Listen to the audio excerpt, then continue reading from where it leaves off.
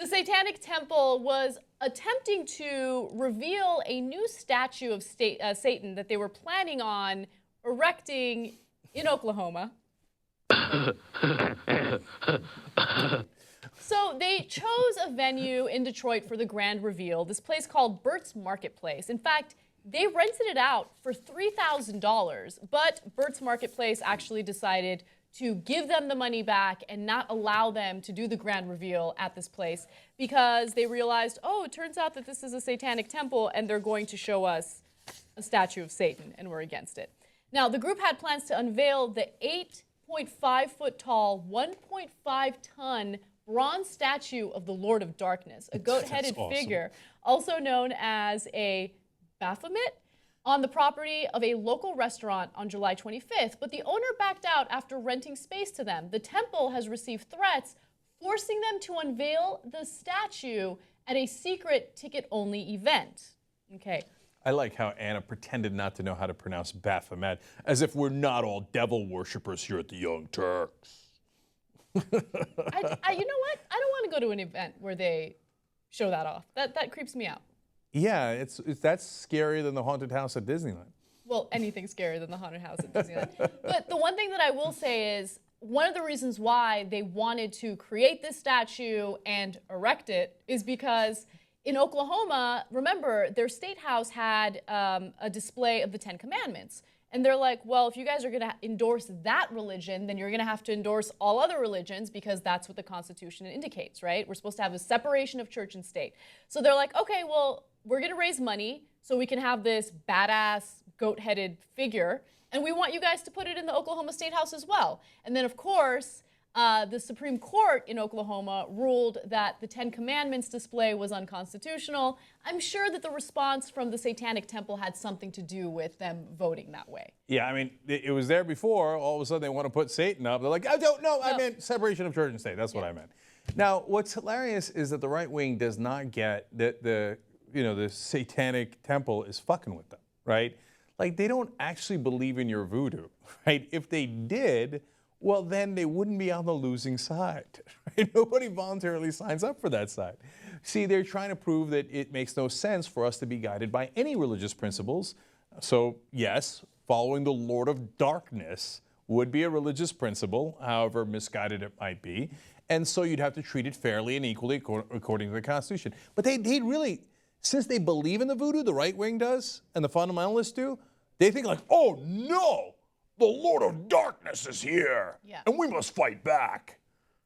No, but it goes even further than that, okay? Because you have right-wingers who will argue that they're the most moral, they really care about the human rights of zygotes, and they really care about making sure that women are submissive and oppressed by their men. Like, they're the most moral people on the planet. And then on top of that, okay, they go after the Satanic Temple with the most violent threats imaginable. I'm going to give you a little taste of what they were sending to the Satanic Temple and to the individual who's going to rent that space out to them so they can do this, grand reveal or whatever. So one of the messages was, this is complete bullshit. I can't wait until we take this bitch down and fuck it up. Fuck Satan. Wow, you seem like a very moral and peaceful individual. I think Jesus would totally sign on to that. Okay, by the way, you idiot. If it was real, which luckily it isn't, imagine this Yahoo walks up to Beelzebub. He's like, watch out. Hey, Daryl, watch out. I got this. Step aside. And he's up against Beelzebub, who's like, like, who are you to fuck with Satan? I mean, according to your own Bible, he's fairly powerful, right? I mean, I'd come armed with at least Jesus and Buddha or something. I wouldn't go alone to fuck around with Satan. Okay, these guys don't really believe. You think, God, they're so silly. They're so silly. But there is a serious point. Anna's absolutely right. These guys threatening to blow this thing up.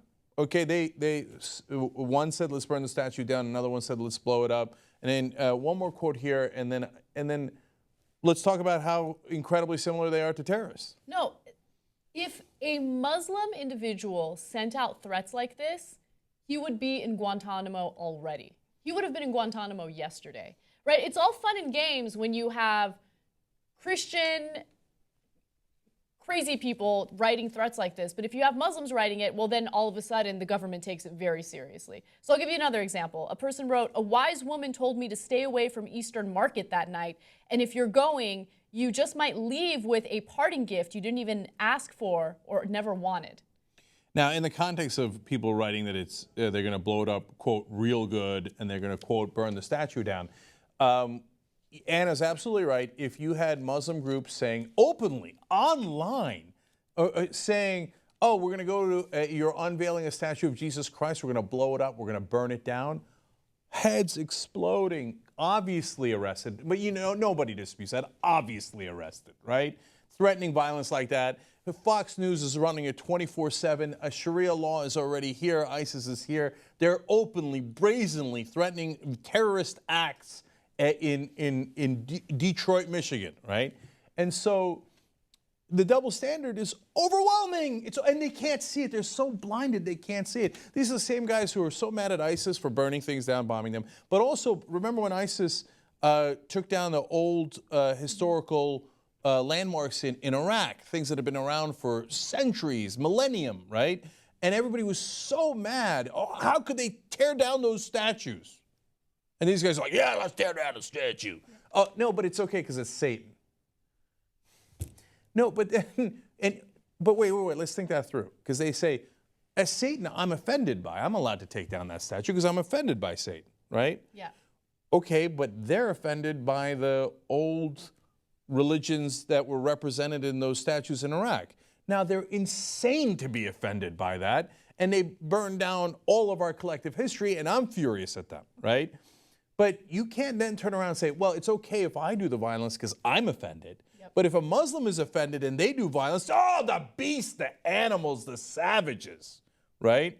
So, and here in this country, some people are doing graffiti on Confederate statues, also statues, and then they say, oh, how could you do that? That's a statue. You're being disrespectful. This is a horrible act. They should be all arrested. It's a felony. And then they say, well, you can do the same thing to this statue. Oh, but I'm offended by it. Yet, I got news for you. They're a little bit more offended by your Confederate statue where you're celebrating the people who wanted to protect the institution of slavery, and then later Jim Crow when it comes to the Confederate flag, and the vicious violence and terrorism in this country, right? So they've got a right to be offended a little bit more than you do. But when it comes to them, they don't see it. They're blind. They're like, what? I'm the one with privilege. It's the entitlement that we talk about often on the show. Anybody else does it? You know, you're criminals, you're thugs, you're this, you're that, you're terrorists. I do it. I'm entitled to do it. I don't like that guy. He offends me.